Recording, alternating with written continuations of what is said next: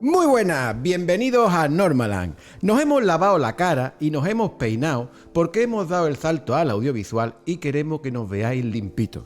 A partir de ahora, Normaland no solo podrá escucharse, también se podrá ver. Bienvenidos a Normaland, el podcast de la redacción de Norma Editorial.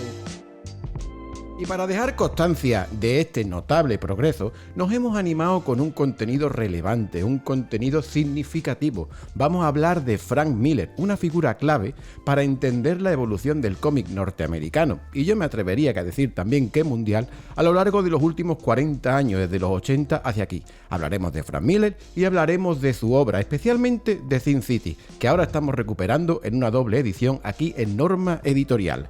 Amigo Uriol Figuera, compañero, reciente padre, bienvenido a esta tu casa de nuevo. ¿Qué tal? ¿Qué me cuentas? Muchas gracias, pues bien, con falta de sueño, pero mucha alegría y un placer volver. Y también la sorpresa que entre Frank Miller. ¿Te imaginas? No, es broma, pero hablaremos mucho y muy tendido de él. Y nada, un placer estar aquí en este nuevo formato que esperemos que le guste a todo el mundo. Además, un nuevo formato que trae sorpresas, ¿no? Porque, por ejemplo, hoy hay que invitar a la gente a que vea el episodio completo. Importante porque se viene regalo muy top. Yo creo que es de las mejores cosas que hemos regalado en el podcast.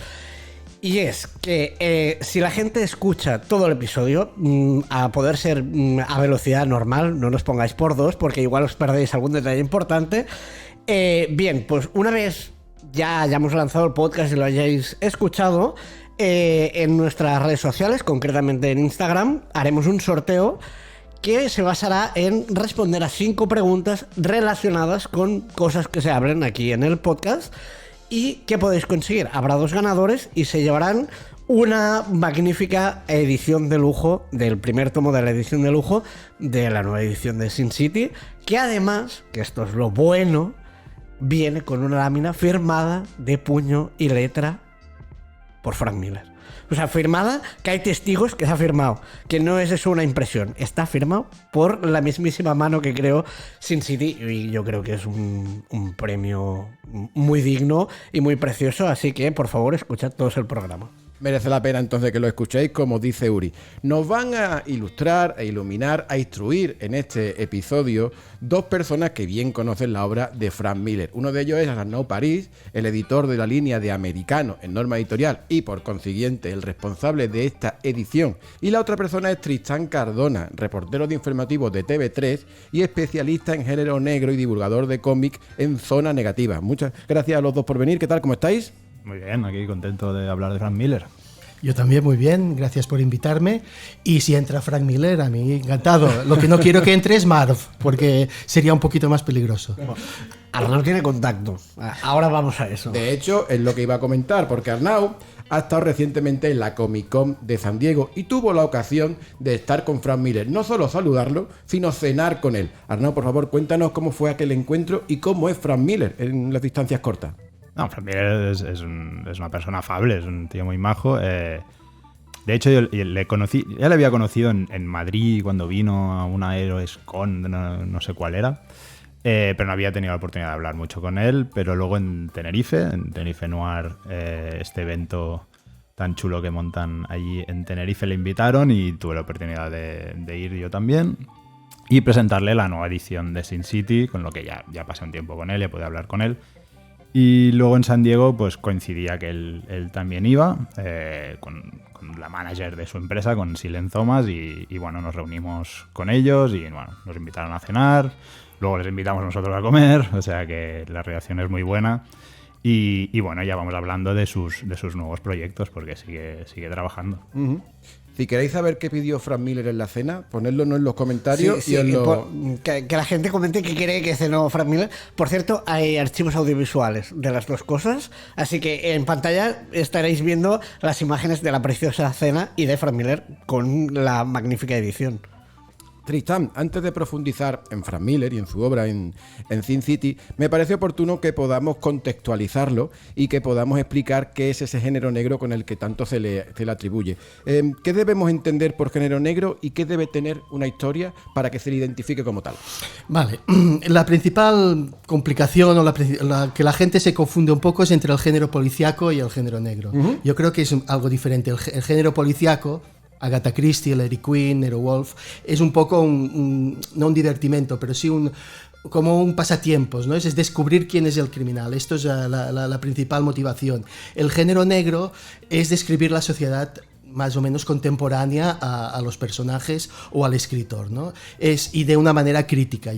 Y utilizan el crimen para describirlo, ¿no? Como puerta de entrada. Yo creo que es la principal diferencia, ¿no? Bueno, ya hemos dado ejemplos de novela policíaca, ¿no? Pues Sherlock Holmes, evidentemente, y de género negro, pues tenemos todo el Dashiell Hammett, The Wire en series de televisión, películas, pues hay infinidad, ¿no? Pero Chinatown, por decir una.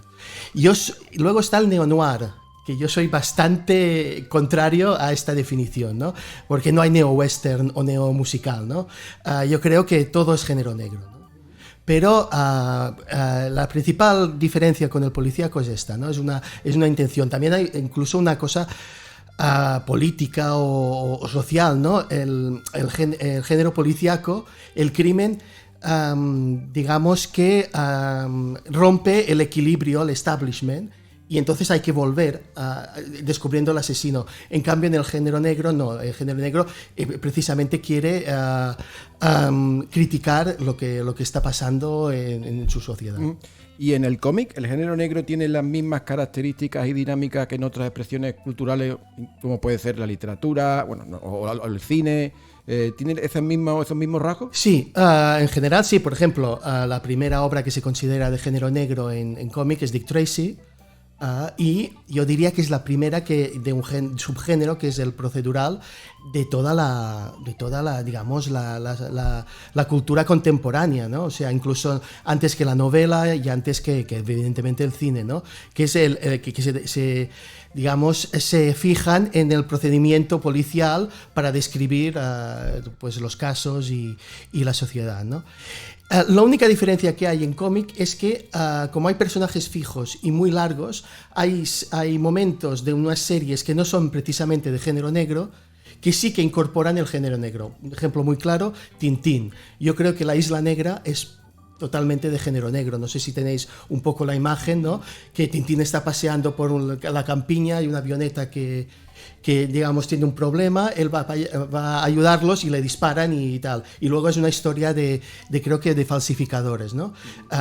Tintín no está considerado género negro, pero en cambio esta historia yo creo que es genuinamente de género negro. Y eso pasa mucho en cómic, ¿no? En muchas series que pueden ser de médicos, de soap opera, ¿no? De románticas o de ciencia ficción, incorporan argumentos de género negro. Esto es una cosa bastante específica del cómic. El de Frank Miller es un nombre asociado por mucho al cómic superheroico de los años 80, ¿no? En aquella época, pues Frank publicó obras como Daredevil Born Again, como El regreso del Caballero Oscuro y Batman Año 1. Luego ya, a inicios de los 90, Frank se atrevió un poco con el acercarse al mercado estadounidense y publicó obras como Hard Boiled o la saga de Martha Washington, con dibujados por Jeff Darrow y Dave Gibbons respectivamente, que ambos los tenemos también aquí en Norma Editorial. Tristán, ¿tú crees que en estas historias ya se puede decir que existía interés por Frank Miller en este género negro tal y como tú lo estás describiendo? En Daredevil seguro. Y en Batman Año 1 también, por ejemplo. Sí, él es uno de los que a partir de los 80 incorpora el género negro dentro del cómic de superhéroes y es uno de los mejores y de los más influyentes, ¿no? Yo creo que Born Again, por ejemplo, es una historia genuinamente de género negro. Sí. ¿Tú qué podrías decir de esta primera etapa, Arnau, de Frank Miller, de este autor en los 80? Bueno, Frank Miller, aunque empezara con los superhéroes, y él era un fan de los superhéroes, no es que renegara nunca de nada, Pero sí que tenía una ambición con el cómic para hacer cosas distintas y ir un poco más allá. Y creo que en lo primero en lo que destacó y hizo algo un poco distinto era con Ronin, que era esta historia en la que metió mucha influencia del manga, porque él fue uno de los primeros autores americanos que se vio influenciado por el manga, que en esa época no era tan conocido fuera de Japón. Y en Ronin pues empezó a aplicar elementos tanto artísticos como de narrativa del manga, y además dar una historia que se alejaba bastante de lo que eran los superhéroes convencionales. Y luego de allí es cuando empieza la etapa de colaboración con Dark Horse, que empezó con Sin City precisamente, y que bueno, de allí ha dado fruto a muchas obras como las que has mencionado, ¿no? Como Hardboiled o como Martha Washington, y que bueno, que allí ya entró en lo que estaba mencionando del tema del género negro, pues se centraba mucho en el tema de la sociedad. O sea, ahí es donde empieza a meterse muy duro a hacer críticas de la sociedad a través de la ciencia ficción, del género negro, de historias puras de acción, y colaborando con colaboradores de primera, ¿no? Como Geoff Darrow o Dave Gibbons. Así que son obras que dan un paso más allá, ¿no? de lo que había hecho con los superhéroes. Uh-huh. Como bien ha dicho Arnau, Frank Miller comenzó a colaborar con Dark Horse, lo hizo en concreto en el año 91 para empezar a publicar Sin City, que es la historia en la que ahora nos vamos a centrar. Es una historia río que nos presenta un universo en blanco y negro con puntuales gotitas de color. La acción se sitúa en una oscura ciudad llena de criminales, de policías corruptos y femme fatal, ¿no? Y los relatos que encontramos en esta ciudad pues están llenos de sexo, de violencia, de personajes duros, curtidos y excéntricos. Arnau, ¿qué hizo realmente novedosa? ¿Por qué causó tanto impacto Sin City en aquellos inicios de los 90 cuando empezó a publicar la Dark Horse? Bueno, había dos aspectos principales. Uno era que estaba claramente dirigido a un público adulto. O sea, no es un cómic para niños, ni chavales, ni gente joven. Es un cómic muy violento, muy duro. Y luego, por otra parte, el juego gráfico que hacía hizo un cambio de estilo. Aportó todo ese juego del blanco y negro, de las sombras, del espacio negativo, que lo hacía visualmente muy potente, y además se quitó todos los límites habituales que hay en el formato del comic book, ¿no? De la limitación de páginas, de siempre intentar mantener el mismo número de viñetas. Aquí no. Aquí él se dio rienda suelta, tenía libertad total, con lo que podía contar la historia con tantas páginas como quisiera, con las viñetas como quisiera, usando splash pages, prescindiendo de texto cuando lo necesitaba, con lo que ahí nada más verlo tú veías un cómic que era totalmente distinto a lo que encontrabas en la tienda de cómics, en los kioscos o donde fuera. Tristán, ahondando en esta idea que menciona Arnau de la experimentación gráfica de Frank Miller, ¿podríamos decir que supuso un antes y un después, no solo en su obra, sino en todo la creación de cómic en un mercado tan potente como era el norteamericano y en concreto con una temática o un género como era el negro? Sí, claramente. En el mercado mainstream americano fue una conmoción. Yo creo que fue de los primeros, no que lo intentó, pero sí que lo consiguió, desligarse de los superhéroes y que funcionase, ¿no? Y entonces a partir de aquí muchos empezaron a poder hacer otras cosas, ¿no? Me refiero a Mike Mignola con Hellboy, ¿no?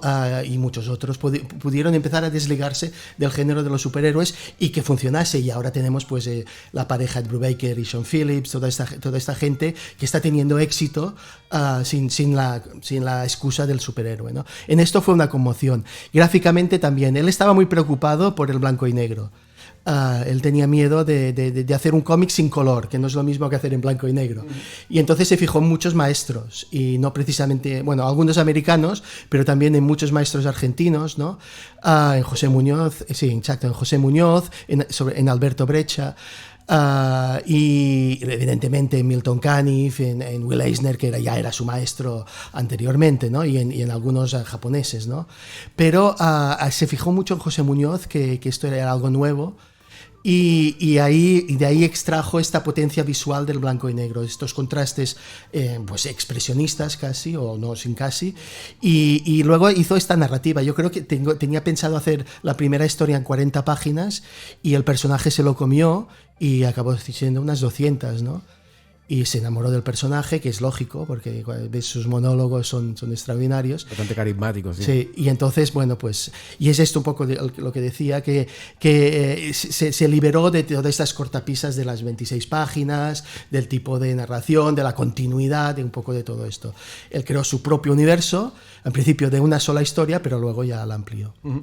Para seguir celebrando el dibujo y la narrativa de Sin City, de Frank Miller, en esta magnífica obra, contamos con la colaboración de un importante autor de nuestro catálogo, que es Víctor Santos, el autor, entre otras obras, de Polar, quien nunca ha ocultado la influencia que ejerció sobre él Frank Miller, y a quien hemos preguntado qué impresiones tiene sobre Sin City y sobre la importancia que ejerció Frank Miller en autores posteriores.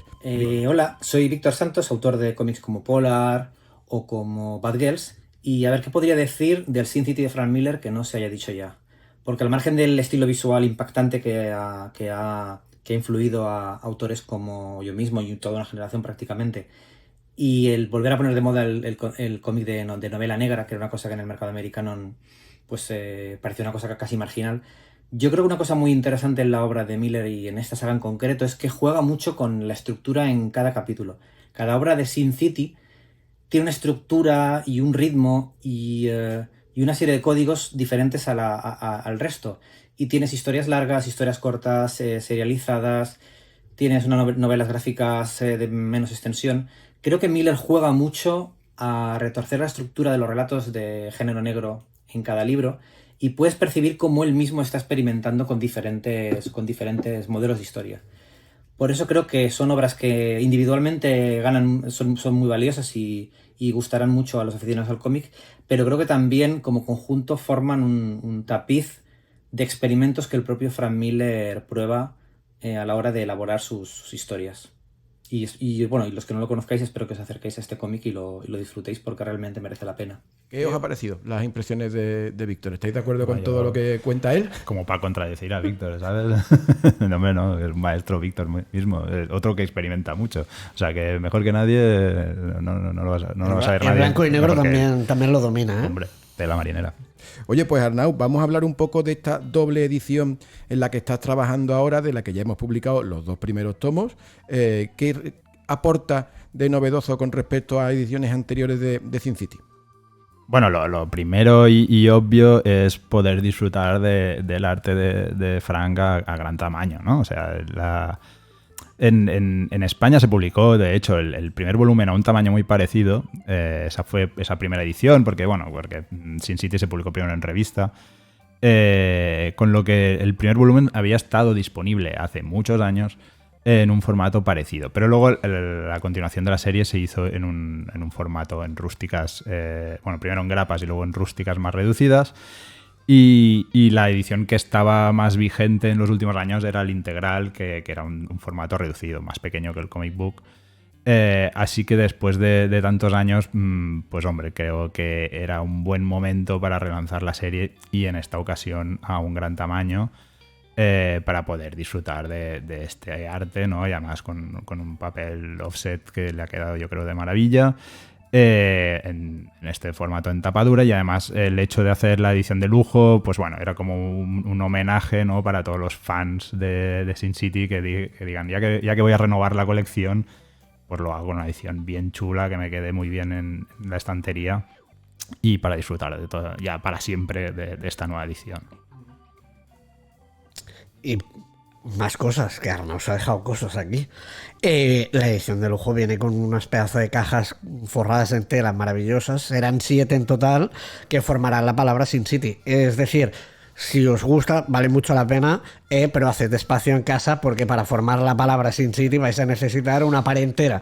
Pero quedará cojonudamente bien. Así que acercaos a ella porque es maravillosa. No, está claro que está quedando espectacular. Sin City comenzó con una historia titulada El duro adiós, que es una historia de venganza. Está protagonizada por Mark, que es un matón que no tiene muchas luces, pero que tiene un gran tamaño, es bastante fuerte, y en una noche de borrachera pues logra intimar con una muchacha muy guapa que se llama Goldie y termina pasando la noche con ella. Con tanta mala suerte que a la mañana siguiente, cuando se despierta, Goldie está muerta. El pobre Marv, pues, para una vez que pilla algo, al final la chiquilla aparece muerta. Entonces, claro, para colmo, escucha sirenas de policía y entiende, esta gente viene a por mí, me han tendido una trampa, yo no he hecho aquí nada. Entonces decide huir, pero se hace la promesa de vengar a Goldie, ¿no? Y ahí empieza este Sin City, que es el inicio de una serie de entregas y de historias que, bueno, son tremendamente atractivos, que presentan a unos personajes muy carismáticos y que ha dado fruto a relatos tan importantes como Mataría por ella o Ese bastardo amarillo. Tristán, yo te quería preguntar por los personajes de Sin City. ¿Qué nos podrías contar sobre ellos? Haznos una descripción, porque como comentamos, son pieza fundamental de la historia y tienen ese carisma tan arrebatador y arrodador. ¿Qué podrías tú contarnos sobre los personajes de Frank Miller en Sin City? Hombre, has descrito a Marv bastante bien, es un personaje peculiar, tiene pocas luces, pero todas las utiliza bastante bien. Cuando tiene un enfoque, que es lo que descubrimos en esta primera historia, ¿no? Que era un personaje perdido, sin rumbo, y de repente la venganza se convierte en un enfoque para él, un enfoque, un sentido de la vida. Y la venganza y la redención, que es el tema de Frank Miller, ¿no? La redención, la epifanía, digamos, hacerse perdonar los pecados a través de salvar a alguien, que es un poco las ideas recurrentes de Frank Miller, ¿no? Los personajes, pues las mujeres pues son casi todas hermosísimas, son un poquito estereotipadas del género negro, digamos, de los años 40, ¿no? De la mujer fatal y todo esto. Y luego los antagonistas, en esta historia está Kevin, que a mí me parece un personaje extraordinario, ¿no? Es algo, bueno, es un psicópata muy, muy especial, ¿no? Digamos.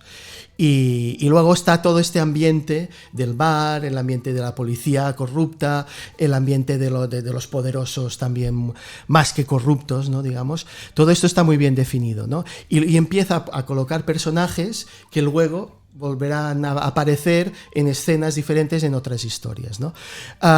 Bueno, estos un poco son los personajes, para no anticipar otros personajes que de otras historias. Pero en el duro adiós, digamos, yo creo que Marv atrae todas las miradas. ¿Arnau, algo que añadir? No, bueno, sí, hablar sobre todo que la ciudad, ¿no? es el gran personaje en sí mismo, ¿no? Que es Basin City, a la que se la conoce por Sin City, por el tema de la ciudad del pecado. Y claro, y que eso le permite hacer estos juegos de que los personajes vayan saliendo unos dentro de las historias de otros, ¿no? Y que lo convierten en un único universo, ¿no? Y que se repitan, pues eso, el barrio viejo, ¿no? Y muchos personajes son recurrentes y con lo que, más allá de ser la historia de cada uno, te da toda la historia de una ciudad y sobre todo de la parte más oscura de esa ciudad. Que es Basin City. Y para vosotros, ¿cuál es la mejor historia de Sin City? La que mejor aglutina la propuesta de la serie. Sé que es una pregunta complicada, ¿eh? Ostras, no sé. Es jodido. A ver, a mí la que me gusta mucho es Ese cobarde bastardo. Porque la vemos desde el punto de vista de un policía. O sea, nos alejamos de lo que son los criminales para verlo desde el punto de vista de alguien que está dentro de lo que sería la estructura oficial, ¿no? De los buenos, pero que es el primero que tiene que luchar contra esa primera estructura, ¿no? Es el primero que se da cuenta de que es toda la ciudad la que está corrupta y el que tiene que bueno, meter un remedio y al más puro estilo de un criminal.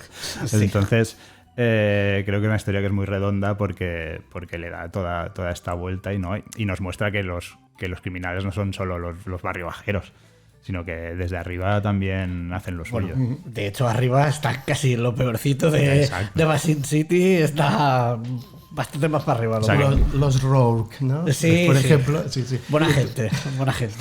Y en tu caso, Tristán, ¿cuál sería la historia que tú consideras? Es complicado. Más? Gráficamente, a mí Este cobarde bastardo creo que es el cenit, ¿no? Casi de la obra de Miller, ¿no? Casi.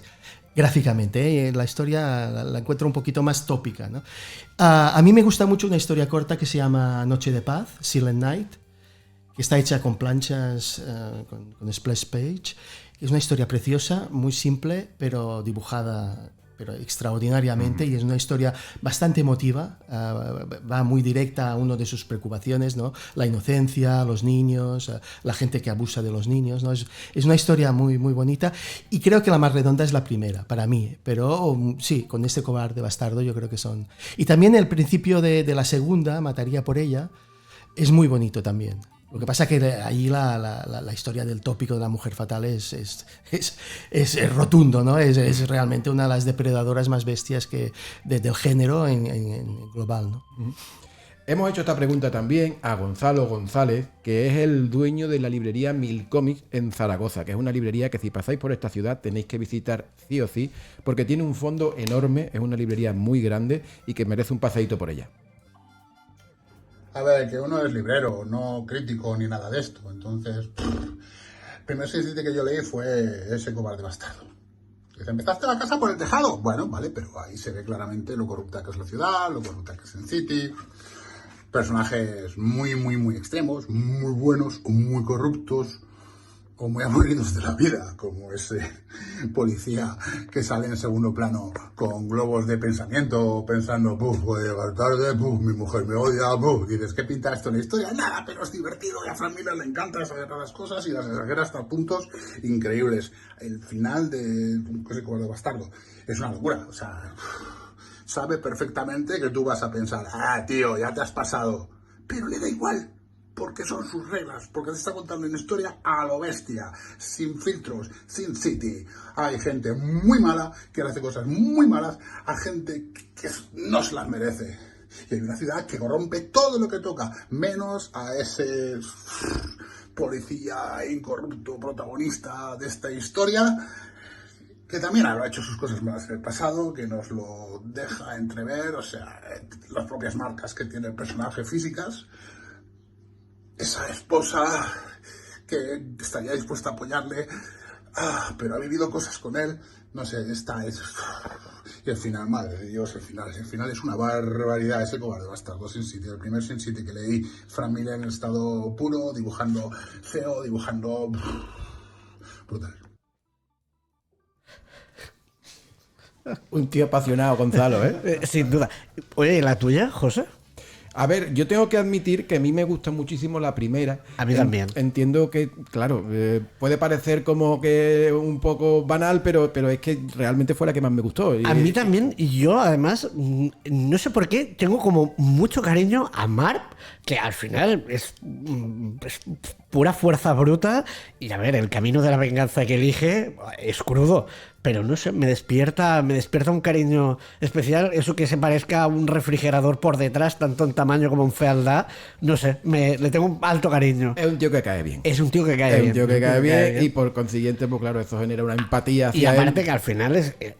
Si te lo paras a analizar, es un desgraciado de la vida que lo único que tiene es fuerza bruta y pocas luces, pero bueno, al final consigue como un objetivo en la vida, que bueno, el objetivo que tiene, bueno, es dudoso de moral, pero bueno, pero está muy bien. Y a la gente que todo le sale mal, al final termina despertando esa empatía, y yo creo que eso es lo que... Sí, la verdad que sí. Bueno, pues hay que contar también que Sin City se llevó al cine en el 2005 con Robert Rodríguez en la dirección, y que contó con Frank Miller como asociado en esa dirección, y que la película pues respetaba mucho la estética de los cómics y que obtuvo un éxito espectacular. Entonces, luego hubo un intento, bueno, se hizo una secuela que quizás no obtuvo la misma repercusión, pero yo te quería preguntar a ti, Tristán, de la primera, la de 2005, ¿qué te pareció la propuesta? ¿Cómo el resultado?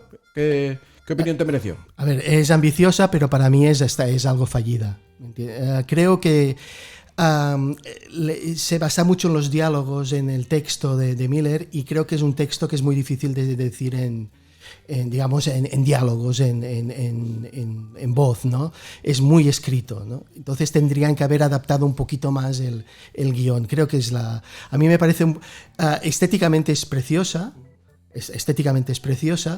pero tendrían que haber adaptado un poquito más al formato de cine, ¿no? Por ejemplo, a mí me decepciona mucho el bar, Cádiz, ¿no? Creo que se llama el bar. Cinematográficamente ahí podías haber un Coppola o alguien podía haber hecho maravillas, ¿no? Y creo que Robert Rodríguez no acaba de salirse de esto, ¿no? Y algunas escenas bueno, la escena de la lluvia, el monólogo interior, pues tampoco están muy logradas, ¿no? No llega a extremos de otras, porque yo soy muy crítico con las películas que se basan en cómics, ¿no? Muy crítico. Creo que no hay casi ninguna buena, pero es mi opinión, ¿eh? Pero esta no llega a estos extremos, pero creo que tiene algo. Es de lo peor que puede. Y además, hablando de Frank Miller, porque en cómic no lo es nunca, es un poco aburrida. Y esto es de lo peor que puede pasar, ¿no? Arnau, ¿tú qué opinión tienes al respecto? Bueno, estoy bastante de acuerdo. El hecho de querer pegarse tanto y ser tan fiel al cómic, creo que sí que hace que no recurran a recursos más propios del cine, y eso hace que vaya un poco a trompicones. Pero bueno, por otro lado, todo el tema del aspecto gráfico está súper logrado. O sea, el hecho que consiguieran hacer este juego de blancos y negros e ir jugando a veces... transicionar a los planos solo de blanco y negro puro está muy logrado. Además, o sea, Robert Rodríguez, para convencer a Frank Miller, tuvo que hacer una de las historias incluso, ahora no me acuerdo cómo se llamaba, pero es una de las historias cortas, creo que la que sale al principio de la película. Tuvo que filmar eso para convencer a Frank Miller de que se podía hacer la película. O sea que en ese aspecto lo logró. Pero sí, luego, claro, a la hora de hacer todo un largometraje, pues bueno, sí, hay recursos que quizás se podrían haber afinado un poco más. Pero aún así, a ver, es una película entretenida y yo creo que disfrutable. Y si eres fan del cómic, pues te hace mucha gracia, ¿no? Ver la traslación de cómic a imagen real, aparte que tiene unos actorazos. Sí, la verdad que el elenco es inmejorable. Impresionante, sí. Y bueno, el maquillaje de Mickey Rourke, ¿no? Para hacer de Marv y estas cosas, es una chulada. Entonces, ya solo con eso te lo pasas bien. Quizá como película te quedas un poco así, pero hombre, vale la pena verla, claro que sí. Por suerte nosotros somos una editorial y en el catálogo tenemos el cómic y no la película. Oye, Uri, tú que no te pierdes una y que está a todas, ¿qué nos quedaría por contar? Yo, de hecho, venía a hablar de cines. Yo, ilustre cinéfilo. De hecho, claro, yo lo veo desde una perspectiva distinta, porque a mí, contad que Sin City se estrenó en 2005, hace 20 años, que a mí me pilló entrando en la adolescencia. Claro, yo la disfruté como un enano y siempre le he tenido como mucho cariño, porque para mí fue una entrada. Yo no conocía el cómic, yo lo conocí a raíz de la película. Eso lo comentan muchos, ¿no? El que no conoce el cómic, claro, se queda más impresionado por la película. Claro, y yo, de hecho, fue mi entrada después de leerme el cómic, de decir, hostia, qué historia más guapa, me ha molado mucho cómo están elegidos, la gama cromática y tal, y dije, voy a ver más, y a partir de ahí me compré el cómic. Y a mí me flipó. Bueno, aparte, tenemos otra peli podríamos hablar de muchas adaptaciones entre cómic y tal, que por cierto, ya que has dicho que tú eres muy crítico, me encantaría, igual no en este podcast, en otro, hablar de las adaptaciones de Hellboy, que dan para un tema aparte. Invitado queda, Tristán. Sí, cuando queráis. Lo digo porque tengo alta curiosidad. Pero bueno, a lo que iba. Se estrenó en 2005 Sin City y en 2006 se estrenó 300, que es otra película que está basada en un cómic de Frank Miller. Para mí, también maravilloso. Habrá opiniones de todo. Las dos primeras partes, tanto Sin City como 300, tuvieron un éxito bastante grande en taquilla, pero curiosamente las dos tuvieron unas secuelas, tanto Sin City como 300, que ambas salieron en 2014 y que ambas se comieron un rosco, para decirlo finamente. De hecho, la recaudación fue, no sé si una sexta parte de lo que habían invertido. Horrible en ambos casos. Si no las habéis visto, quedaos con las primeras partes, que en este caso segundas partes nunca fueron buenas, pese a contar con actorazos y muchos de ellos bastante relacionados con el cómic. A ver, si hablamos de Sin City, obviamente tenemos actores de la talla Reo. Mickey Rourke, que para mí hace un papelón de Marv, como que le pega mucho. Él ya de por sí muy agraciado no era, con el maquillaje ya lo acabaron de rematar. Luego también tenemos Elijah Wood, Bruce Willis, Rosario Dawson. Hay, bueno, tropecientos mil actores conocidos. Y aparte hay una mítica escena, que esto y yo creo que todo el mundo lo sabe, si no, pues dato que os lanzo, que la escena del callejón, mítica escena del callejón, fue dirigida por Quentin Tarantino, que, oye, para los fans de Tarantino como yo, pues es un extra. Pero me voy a ir un momento a 300 otra vez, porque yo hoy he descubierto cosas de 300 que yo no sabía.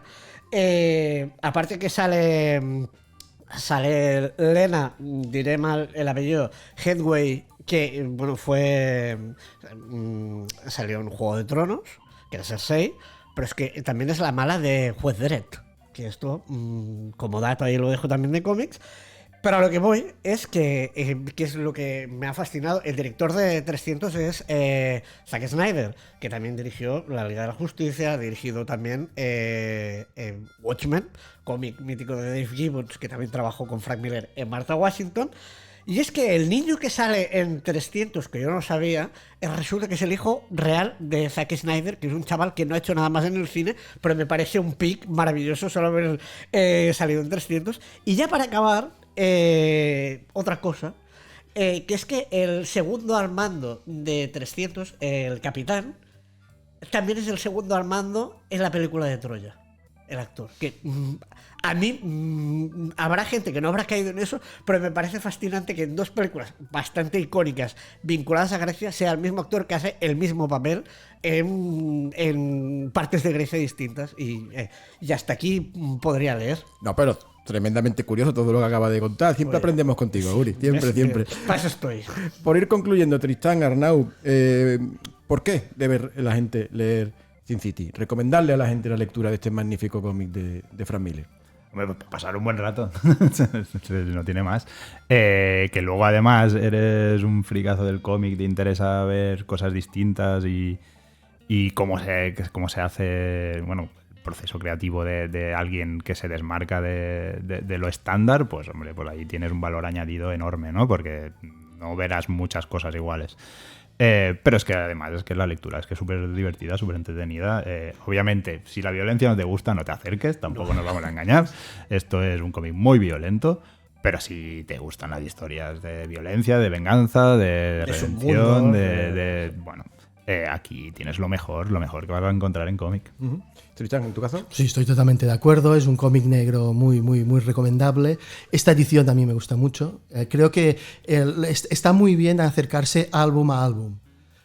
Porque puedes tener un empacho, ¿no? Si, por ejemplo, los dos tomitos del integral, yo que los he repasado ahora para hacer este podcast, hombre, es la violencia, la intensidad. Miller es muy intenso, muy, muy, muy intenso. Entonces, puedes tener un empacho. Álbum a álbum, creo que es ideal. El tamaño me parece bueno porque no es un poquito... Yo no sé cómo era el Dark Horse Present, que es donde se publicó el primer Sin City, pero creo que era un poquito más grande que el comic book. Entonces, este tamaño es más o menos similar, creo que es el tamaño adecuado y es un cómic estupendo, bueno, es un cómic norteamericano de los más influyentes de los últimos años. Uh-huh. Oye, pues muchas gracias a ambos, tanto a Arnau París como a Tristán Cardona, por habernos ilustrado e instruido sobre Frank Miller y Sin City.